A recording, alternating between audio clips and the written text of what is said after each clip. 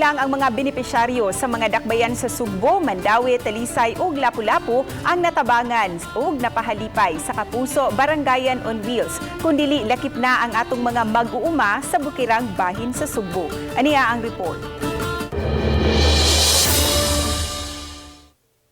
Isip kabahin sa selebrasyon sa ika-70 nga anibersaryo sa GMA Network, lain-laing mga komunidad na ang gibisita sa GMA Regional TV.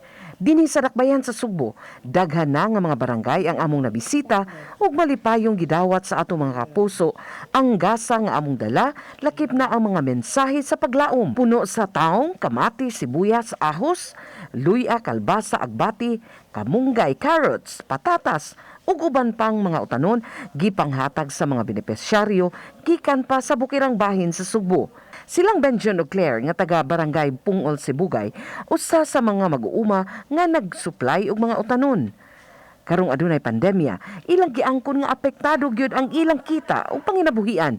Apan tungod sa Kapuso Barangayan on Wheels, nalipay sila kay dili na masayang ang ilang mga abot ug aduna na kini kapaingnan. Usa jud akong gipasalamatan ang Ginoo ug labi na gid ang GMA kay tungod sa ilahang pag nga rin ako dako kayong grasya sa among kanang pamilya sa akong among kinabuhi nga naka-usab gid kini sa amo ang panginabuhian. Samtang si Benjon, nalipay sab kay ang mga produkto sa iyang umahan padung nangadto sa mga tawo nga nanginahanglan.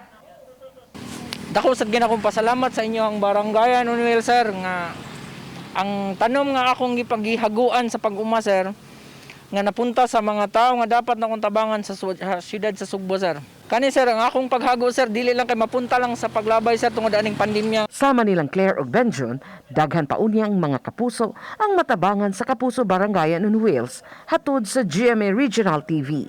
Thank you GMA Regional TV and happy 78th anniversary GMA. Chela Valiena, Balitang Bisdak.